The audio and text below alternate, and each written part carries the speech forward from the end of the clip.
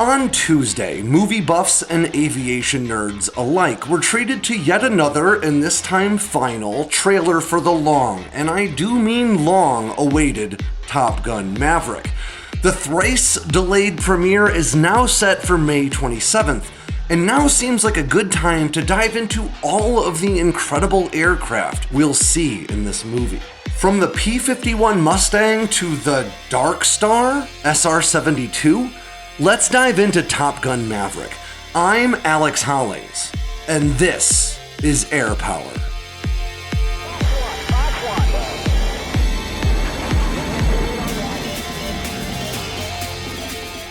We have been covering some pretty heavy topics as of late, from Russia's invasion of Ukraine to the Air Force's plans for a new drone stealth bomber. But this week, I decided to do something a little bit different. With Top Gun Maverick now finally headed for theaters, I thought we could dive into some of the different aircraft that we'll see on screen, as well as their real-life equivalents, whenever there is one, anyway.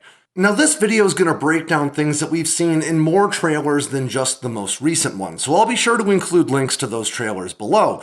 And to be honest with you, my full coverage on these aircraft is a huge article that I could not fit all in this video. So if you're interested, I'll include a link to the complete write-up as well. If you're not already familiar with the Top Gun franchise, you should know that it is absolutely a work of fiction, and it's set in a universe with a very different Navy, and honestly, even different geopolitics than our own. I mean, otherwise, the end of the first movie really should have been the start of a new world war. But even if the rules as we know them don't seem to apply to Maverick for some reason, and the physics of their universe even allow for some maneuvers that our own would strictly forbid, aviation fans like me are genuinely pretty pumped for this movie. It's been a long time since we've been treated to a high-budget action flick centered on real-world tactical aircraft and the incredible men and women tasked with flying them at the very hairy edge of both human and technological capability. Top Gun, the movies, may not be real, but the fighters these pilots take into the sky are, and movies like this offer us a way to sneak a peek into the incredible world of fighter aviation, even if it comes with some tongue-in-cheek exaggeration. But to better appreciate why we're so excited about this new Top Gun, you need to understand that the original Top Gun was more than just a blockbuster film. It also ushered in a golden age of recruiting for US Navy aviation. The movie did such a good job of selling young Americans on the idea of flying fighter jets that recruiters set up tables right outside of movie theaters to engage with moviegoers as they came walking out of the film. The allure of the F-14 Tomcat's incredible performance alone was enough to inspire many a would-be aviator to consider donning a Navy uniform. Now, as cool as the F-14A was, you should know that its competitor in the movie, the MiG-28, wasn't quite as real. Back then, CGI wasn't an option, and they needed some kind of aircraft to play the boogeyman to Maverick's F-14A, so they recruited the Northrop F-5 Tiger II, which was another jet in America's arsenal. They just gave it a nice black paint job and put a red star on the tail that, even though no one ever said meant it was Soviet, we were all just sort of left to assume. That's right, Top Gun never actually overtly tells you who they're flying against. We all just sort of assumed it's the Soviet Union because they're flying a MiG, and it's the 80s. And while I couldn't tell you if Top Gun Maverick will make the bad guys overtly clear, I can tell you for sure that it likely won't be China, because they want to release the movie there, and also that it'll probably be Russia, at least to some extent, because we can clearly see a Su-57 in the new trailer. So we might as well start with the bad guys, because it seems very likely that Top Gun Maverick will paint the Su-57 as an extremely formidable foe, probably a straight-up overmatch for Maverick's new FA-18 Super Hornet. That would be perfectly in keeping with popular perceptions of this aircraft, even if the reality of it is fairly uncertain. As we've discussed in the past, the Su-57 is the worst of the world's fifth-generation fighters. And that's thanks in no small part to Russia's struggles to develop the means to mass-produce airplanes with the incredibly tight production tolerances that are required of radar-wicking jets. The aircraft was originally a joint venture between the Russian and Indian governments, but India backed out of the program in 2018 as rumors swirled that the new fighter, known at the time as the Pak-FA, just wasn't stealthy enough to justify its expense. To that very end, expert assessments have placed the Su-57's radar cross-section at around 0.5 square meters. Now that's 5,000 times larger than the F-22 Raptor, and nearly on par with the Super Hornet itself. Of course, radar cross-sections are subject to a great deal of debate online, so don't take that as gospel, but it's worth keeping note of. Now, it's very unlikely that we'll see Maverick squaring off with a lot of Su-57s because Russia's entire fleet is comprised of just 12 hand-built prototypes and 2 serial production fighters. Now, they would have 3 production fighters by now, but the very first Su-57 to roll off Sukhoi's production line promptly crashed during its very first flight. The Su-57's got a lot of problems, like Russia's struggle to field a 5th-generation engine, leaving them reliant on the 4th-generation AL-41F1 engines that also come in their very capable Su-35S. And a Rand Corporation analysis on their avionics and sensor suite suggests that it's not exactly online. But with those problems ironed out by movie magic, Maverick would really have his work cut out for him. The Su-57 may be the worst 5th-generation fighter on the planet, but that still makes it an incredibly capable fighter. Russia's air warfare doctrine isn't nearly as reliant on stealth as America's, so they really only cared about whether or not it was tough to detect when flying at you head-on, which it very likely would be. And its thrust vector control makes it an incredibly acrobatic jet, which would make it pretty tough to fight one-on-one in close quarters, as the trailer sort of suggests they will. With a top speed of around Mach 2 and the ability to carry 6 weapons internally without compromising its stealth profile, the Su-57 is no slouch, even if Russia's military isn't all it's cracked up to be. Now in the trailer, it looks an awful lot like Maverick is flying against a Su-57 in an F-14, but first, let's talk about his new whip, the Navy's FA-18E Super Hornet. The Super Hornet is the direct successor to the successful FA-18 Hornet, but despite how similar they may look and sound, the Super Hornet is practically an entirely different aircraft. With a 20% larger airframe, the Super Hornet carries 33% more fuel that it burns more efficiently than its predecessor, which gives it 41% more range or around 50% more time to loiter, waiting for a fight. It can carry 15,000 pounds more than its Hornet predecessor, and that made room for a whole slew of avionics upgrades. And its General Electric F414 engines, which was an upgrade over the Hornet's F404, gives it 35% more thrust throughout most of its flight envelope. Despite being a 4th-generation aircraft, the Super Hornet isn't all that observable itself. It's widely claimed to have a radar cross-section of somewhere between 0.5 and 1 square meters. In other words, not far off from Russia's Su-57 in a head-to-head comparison. But it's important to remember that the Super Hornet has to carry its munitions externally. Part of why radar cross-sections are subject to so much debate is because they're usually calculated with a naked aircraft carrying no ordnance or fuel tanks. And it's also really important to remember that your observability to radar changes depending on the angle from which you're being observed. In other words, we're speaking in generalities here, but the Su-57 is definitely going to be stealthier than the Super Hornet. With a top speed of around Mach 1.5 and enough hardpoints to carry 11 weapons, which is 5 more than the Su-57 can while maintaining stealth, the Super Hornet has proven to be a very capable multi-role fighter. And in fact, it was a Navy pilot in a Super Hornet who scored America's only air-to-air kill in decades, when he shot down a Syrian Su-22 in 2018. Now, the Super Hornet isn't America's only carrier-capable aircraft, and there's a lot of evidence to suggest that the F-35C will also make an appearance in Top Gun Maverick. Now, the F-35C is the Navy's carrier-capable iteration of the Stealth Joint Strike Fighter. It boasts a larger wing area than its sister jets, more robust landing gear, and of course, the hook that's required for carrier landings. That extra wing area allows for slower approaches to the carrier, but it also provides the added benefit of extra internal fuel storage. That gives the F-35C about 8% more fuel than the Air Force's landing strip F-35As, and about 35% more than the short takeoff vertical landing F-35Bs used by the Marine Corps.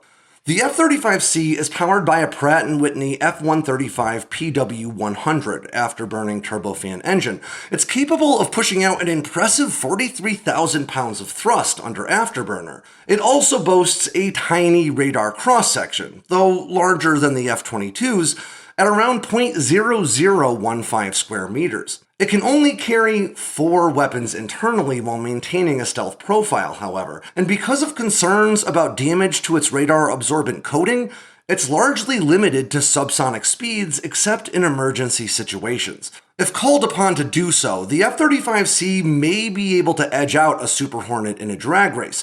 It's got a top speed of Mach 1.6, but sustaining those speeds for more than around 60 seconds starts doing damage to that radar-absorbent coating, particularly in its tail section. But what the F-35 lacks in old-fashioned dogfighting power, it compensates for with incredible data fusion and computing power. The F-35 offers incredible situational awareness, better than any other tactical aircraft that has ever flown. It pulls in data from a wide variety of land, sea, air, and even space-based sensors, and fuses it all into a single, easy-to-navigate display right in the pilot's field of view. The F-35 very literally raises the tide of awareness for all friendly aircraft in the area, making fourth-generation fighters deadlier just by flying alongside them. And while the Su-57 is definitely stealthier than the Super Hornet, as compared to the F-35, it might as well be a glowing neon sign. But as for how the F-35 will be used in Top Gun Maverick, I couldn't really tell you, but chances are good it'll be flying in support of Maverick and his buddies in their Super Hornets. Up next is the Darkstar, which is the crazy-looking aircraft that you've seen in some of the trailers and you can also pick up a toy of at Walmart. Based on the shockwave that's visible as it passes overhead in the trailer, it seems likely that this exotic-looking plane will introduce hypersonics to the Top Gun universe. Supersonic aircraft, like the F-14 and the F/A-18, are capable of flying faster than the speed of sound, or Mach 1. Hypersonic aircraft travel much faster, in excess of Mach 5, or around 3,838 miles per hour. This Darkstar aircraft bears a striking resemblance to the very real effort to field a successor to the legendary SR-71 Blackbird in Lockheed Martin's SR-72. Now, the SR-72 is meant to be a Mach 6 aircraft that relies on dual-mode ramjet propulsion, not unlike Hermeus's more recent efforts that we talked to Skylar Schufert about just a few weeks ago. Now, just like hypersonic missiles, hypersonic aircraft would be incredibly difficult, if not impossible, to intercept using existing air defense systems. And that's one of the reasons Lockheed Martin has been working on developing these since at least 2013, though to our knowledge, no actual aircraft has ever manifested. Darkstar certainly appears to be based on the concept for the SR-72, based on artist renderings that have been released by Lockheed Martin, and the look of this toy I've got here on my desk. Up next is the P-51 Mustang that actually belongs to Tom Cruise. I won't go too far into this aircraft because this video is already pretty long, but the North American P-51 Mustang first took to the skies in 1940, and by 1944, it was already so successful that General James Doolittle was adjusting U.S. air doctrine to send these fighters out ahead of bombers to hunt down German aircraft, rather than keeping them in tight formations as escorts. The P-51D, with its legendary 1,490 horsepower Merlin engine, was the most well-known iteration of this aircraft, matching its acrobatic performance with power and an exceptionally long range, which was a huge deal at the time when not many fighters could escort bombers throughout the duration of their missions. With a top speed of 437 miles per hour, 6 50 caliber machine guns, and the ability to carry 10 more 5-inch rockets or 2,000 pounds of bombs, the P-51 gave the Allies an aircraft that could stand and swing with the very advanced German fighters of the day. By the end of the war, the P-51 would be credited with an astonishing 5,000 kills on enemy aircraft. Now, the P-51 featured in Top Gun Maverick is not a P-51D. Tom Cruise's is actually a P-51K, but let's not get hung up on picking nits because I saved the best for last. Maybe not the best actual aircraft, but certainly my favorite. The F-14 appears to make its comeback in Top Gun Maverick. Now, Tom Cruise may have gotten top billing in the first movie, but the Grumman F-14 Tomcat was the real star, and deservedly so. Despite a troubled start and problematic engines plaguing the aircraft throughout much of its service life, the F-14 was a marvel of Cold War technology. With a top speed higher than Mach 2.3 and the ability to carry an astonishing 6 massive AIM-54 Phoenix long-range air-to-air missiles, the Tomcat was purpose-built to dominate the skies for hundreds of miles around carrier strike groups, engaging Soviet bombers from triple-digit ranges at a time when that was practically unheard of. The Tomcat was such a good jet that a proposal to overhaul the platform into the ASF-14 Super Tomcat very likely could have kept it at the top of the fourth-generation fighter heap all the way to today. Its variable sweep-wing design gave it excellent handling at both low speeds required for carrier landings and at the high speeds needed to intercept Ivan before he could deploy anti-ship missiles toward its aircraft carrier. Now, the F-14 did have problems. It entered service with Pratt & Whitney TF-30 engines that were really designed for a fighter-bomber platform called the F-111B. And while these problems would eventually be resolved by swapping in some new GE power plants, more than 40 Tomcats were lost due to technical problems with those first engines. Now, the trailer really does make it look like Maverick might be squaring off against a Su-57 in his F-14, which begs the question, how would it do? Well, to be honest, probably not well. The F-14's variable sweep-wing design was a relic of a pre-stealth era, and the aircraft is said to have a radar cross-section that's around comparable to the still-in-service F-15. Now, that might not sound that bad, but I assure you it is. The F-15 has a famously massive radar cross-section, bigger, in fact, than the heavy payload B-1B Lancer at a mind-boggling 25 square meters. That is bigger than the aircraft actually is. So, suffice to say, the Su-57 would see this barn of a radar signature coming way before the Tomcat was aware of the Su-57, even with the Tomcat's massive AN/AWG-9 radar. But even if it did, the AIM-54 was really meant to engage far less maneuverable aircraft of a different era, particularly prop-driven Soviet bombers.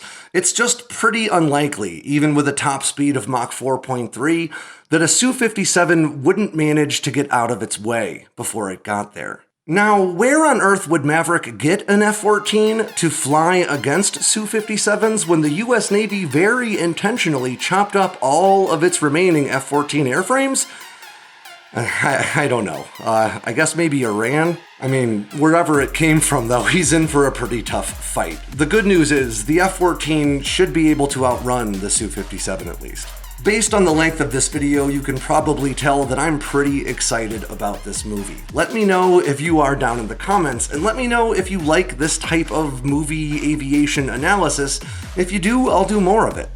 And on that ends yet another edition of Air Power from Sandboxx News. I'm Alex Hollings. Make sure you swing by sandboxnews.com today and every day for all the latest in news, entertainment, and motivation from all around the force. If you got anything out of today's video, please click like and subscribe down below and leave me a comment so I know what I should cover next.